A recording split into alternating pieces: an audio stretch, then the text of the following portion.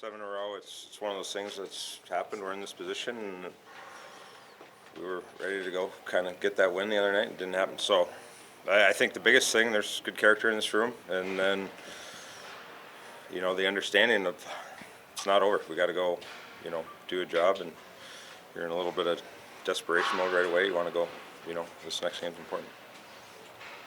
When you look at Thomas Harley, and Pete was talking yesterday about how he had to go down and work on his game in the AHL and everything, and now he's up here playing top defensive pair minutes with Miro Heiskanen, sorry, wrong Finn.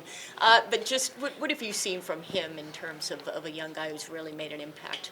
Yeah, good for him that, you go down in a situation where, he's not looking to go down and makes the best of it, gets to work, understands there's more to be done and more to develop, and, I think makes that time down there count. And, last year when he came up, it was like instantly everyone's kind of like, kind of got something here. You see the confidence, the work he put in, and how he can skate, and he was good with the puck, and he did a tremendous job. So it's credit to him and what he was able to do. But yeah, big piece of this team. Obviously, there's so many young, talented guys on this team, but what is it about this organization that's allowed them to succeed so quickly, almost the moment they step into this room? Well, they're good players, and good people. There's probably something to be said about the character of those kids, and working and wanting to do it the right way and not cut corners. So, they've come in, they've stepped in. I think there's been a good surrounding of players around them as well.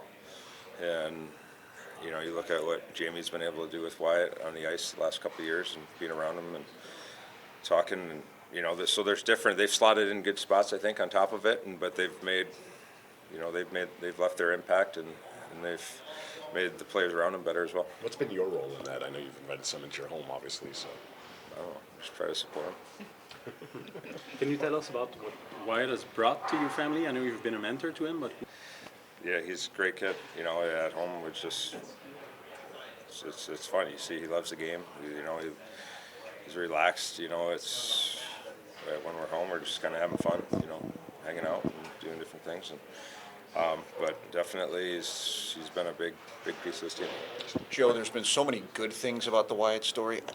Was there anything weird about him? Did he hold the fork funny when he first started living with you? Did he not know how to do laundry? There's got to be something that you had to work with him on. I think the first few weeks he didn't know where to sit in the living room. There were some moments where he just was standing there and kind of like, sit down. That's all right. You can sit next to me on the couch if you want. It'll be all right. But no, everything's been pretty smooth. I've watched you work on your game a lot over the years, right? Out here with Brent Burns in San Jose. But Yep. It's double overtime last night. It's highly optional today. Why are you out there? Well, I think there's just, I believe I have probably more to give. There's certain areas of my game that have been fine and good, and certain areas that need to improve, So at the end of the day, there's no excuses for me that way. It's about finding it and wanting it, and this is a great time of season to be playing. It's not all about rest, as much as you get. There's still times where you got to push and get some reps in, and it's just probably wanting more out there. We all do. Joe, the power play seemed to get better as the game went on last night, especially in the overtime. You got chances, you had posts. From your vantage point, how happy were you with the way it looked, and how much better can it get? Well, it was a better power play. Leading up to that point, the other ones weren't as dangerous as they need to be. But in that situation, in this time of year, it's about production. It really is. And so we let one slide there, and we were around it, and we just weren't able to get it across the line. I worked with an old one too. What was it like signing that banner at the beginning of the year, and how much does a pledge of a little more for a little less for a lot more help now? Because it seems like you guys have got the energy because you've shared the load. Yeah, for sure. Guys, it's what this team's about. You got a lot of good players, guys that get hot and deserve more ice time at times, and that's kind of it's been the theme all year. And guys have done a great job supporting each other and taking care of business at times, and so yeah, it's definitely a piece of this team for sure. And last two games of overtime, it seems like you guys have been the better team as the game has gone on. Does that philosophy mean you have more energy in 5 periods or 4 Yeah, periods? yeah, and we got a ton of trust, Yeah. up and down the lineup. I think number one, you're able to do that. And it definitely felt it in the Colorado game and even last night at times. Hey, Logan, I don't mean to pick on you or sound harsh, but you're on the ice for the winning goal. Just how did Connor get open like that, and what can you guys learn from that? Yeah, I think it was just loss of coverage. Can't leave the best player in the world open like that. So that's on us and on me. And I think that play I just saw, them coming in on the forecheck, and I was trying to get back to support the defense. And obviously the game happens really fast. So gonna have to watch some video and make sure that doesn't happen again. Front left, Tracy. This is for both of you. There we go. This is for both of you. What positives do you take out of last night? What do you need to see more of in game 2 that maybe might not have been there? I think for positives, we're really close to winning that game. It's a double overtime game, and we don't think we played nearly our best. So I think it's just little details we need to fix up here. But yeah, it's a close game that could have went either way, and we ended up on the wrong side of it. But we know we have better. Third row on the left. For either of you, really, the game one phenomenon is very strange for this team. Is there anything you can find, any kind of commonality you can find that explains that? And perhaps more importantly, what is it about this team that's been able to just move past that and win the series anyway? If we could win a game 1, that'd be great, but it is what it is. So I think we just got to move past this game, learn from our mistakes. Like Steeler said, we didn't play our best, so we're still close to winning the game. So we're going to be better tomorrow night. Second row on the right, Mike. Hey, Sam. What does a little less for a lot more mean to you guys as forwards? Because it seems like not only are you, getting more minutes, but also when you shuffle around every lineup, it just seems like you fit together no matter how Pete decides to put you out there. Yeah, I think, we have so much depth up front and on the back end too that, some guys take a little bit less minutes, less power play, whatever it may be to, just for the greater good of the team because, we have so much depth, and I think that's a big thing that's gotten us through these first couple rounds. So, yeah. Second row on the left. Yeah, guys, for either one of you, the power play went 0 for 5 last night, but it's not to say that there was nothing happening on it, right? You guys were really close to winning it in overtime, 2 posts on the Connor McDavid double minor. From your vantage point, did you like it, the way it was operating? Do you think there's more to it that the guys could have given? Yeah, like you said, we had our chances, so it's a game of inches. Could have went in. If not, and it is what it is. But I think, like you said, we were creating chances. That's all you can ask. So just got to bear down and, look forward to the next game. Front row on the right, Leah. Oh, this one? There we go. As a PK guy yourself, what do you notice that Edmonton's doing on the penalty kill that was just so effective last night? They did a pretty good job. They were aggressive. It seemed like entry was a little bit of an issue, so they did a really good job. But I'm confident in our power play group to adapt, and they've done it all year. So, they're going to look at video and make adjustments and whatnot. But they did a good job last night. Back to Tracy on the left. Sorry, Logan. Just specifically at that last 2 power plays that you had on the double minor and everything, and even Knobloch mentioned that, okay, they were starting to get to us a little bit.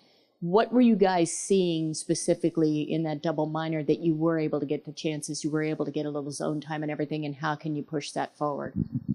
Thought we had a shooting mentality, just even from the bench. I could see the guys were hungry to get pucks on net, and a couple posts back to back, and just so close. So would have been nice to end it right there, but just gonna make adjustments and make sure we bear down next game. Middle right, Sean. Seems to be a common theme with the team that you guys feel you have a lot more to give than you showed in game one. What are the areas you think that really stand out that you expect to be better? I think our puck management through the neutral zone. They're a team that's great on the rush, and I think we fed them a little bit too much with turnover pucks. And yeah, that's a thing that we've been really good at throughout the postseason and all year, really. So, yeah, I expect us to, we know what we have to do. So, Anything else? Thanks a lot, guys. Hey, Pete, I thought a lot of the night you did a decent job of McDavid. Like, I remember Miro stepping up on him, Marchment back pressure to break up a play. But he gets free at the end of the first overtime for that chance, and he gets free, especially on the winning goal. What did you think of the most of the night, and those two plays in particular, if you don't mind breaking them down? Yeah, I would agree with you. I thought defensively, kind of from our red line back, we were pretty good. I didn't like our puck management, which kind of fed their rush a little bit too much for my liking. Those particular plays. We got kind of a broken breakout where our forward on the winning goal, so we end up with both defensemen and a forward below the goal line. And Jamie Benn got tangled up the ice in kind of a collision. I think it was Wyatt Johnson and one of their other defensemen kind of all got tangled up 200 feet away, so he was late getting back, and Bouchard, to his credit, kind of recognized that and got down the wall and made a good play. I mean, those things, those kind of breakdowns happen, and just wrong guys on the ice when it happened. The other one he was alone on was a little bit of a blown coverage. We kind of overplayed one of their drivers and left him at the net. But we played 5 periods almost. There's gonna be little mistakes, and they're gonna get their looks. I thought Jake made some big saves. I thought at the end of the day, and rewatching it, I thought one team kind of came into the game with a Game 7 mindset, them, and I thought we looked like we had a kind of a 5-day off mindset, and it's just thin margins, so we've got to get that fixed. Front row on the right, Leah. Hey, Pete. When you watched back the power plays, Edmonton's penalty kill, what jumped out to you?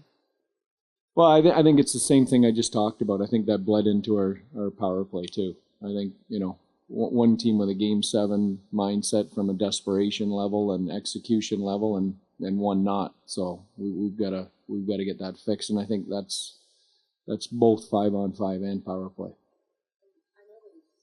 Sorry. I know that it's only been one game, but when you look at this series, do you see that as, we'll just adjust on the power play, or is it going to be we really have to capitalize on our 5-on-5 chances, knowing how good they are on special teams? I think we can adjust. I expect us to adjust. I think our execution, when our mindset in the rest of our game gets in the right place, that'll I think fix our power play.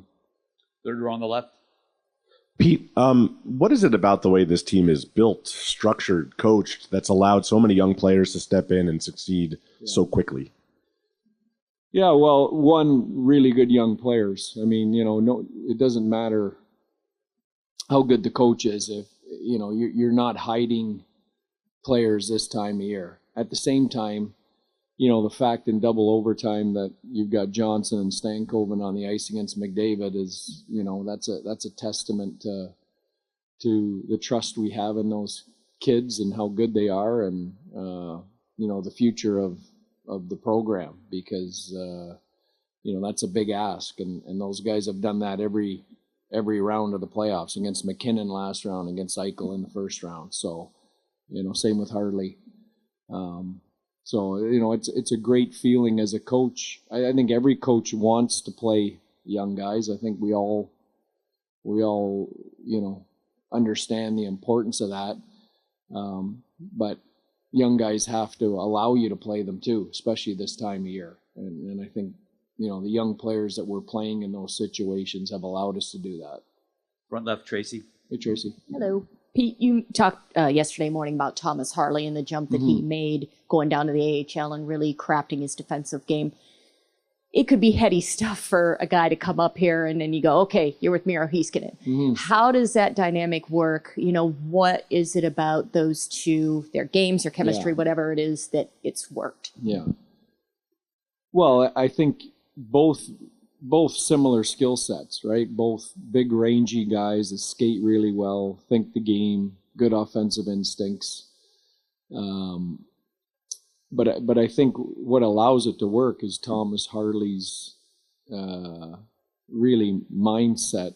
When you talk to Thomas, he's never overwhelmed. He's never too high or too low. He's really kind of got that unflappable kind of personality. And, I think a lot of guys put in that situation, and it happens with a lot of young players. They're kind of overwhelmed, by the moment and the situation and who I'm out against. And, it's a confidence thing. And he's got an unflappable kind of self-confidence to his game that, really has allowed him to step in there. And, I haven't seen any, situations where, he hasn't looked comfortable or hasn't had the self-awareness to recognize, what was going on around him. Even if he's made the wrong read, he knows before you talk to him about it. So pretty unique for a young guy like that. Take 3 more, second row right, Mike. Hey, Mike. Just any rope hints update today as far as skating and possibility for tomorrow? Yeah, skating and possible for tomorrow. That's a good one. And then late in the game and in overtime, you broke up the Ben, Sagan, Dadonov line, which is possibly the best line going. Yeah. Which is that great to have that option? And it seemed to work, but it's like, how do you make those decisions in a tie game to take apart the line that's working best, and then it seems to work? Yeah. Well, I think that decision, and you're right, that line had probably been our best line to date, but we were looking. It was more to fix some other lines and get some other guys going, and sometimes you have to do, make those decisions in order for the good of the group. And I felt going into the third overtime and double overtime, we needed more of the group to get going. So not an easy decision to make because those guys were humming pretty good, but we had to get some other guys on board that I didn't think were quite there. Back right, Kyle. Kyle. Hey, Pete. I just going back to what you said about the young players allowing you to play them in certain situations. Like, what's it been like as a coach watching kind of how rapid the growth has been the last couple of months? Stankoven in particular, considering he hasn't been here all year.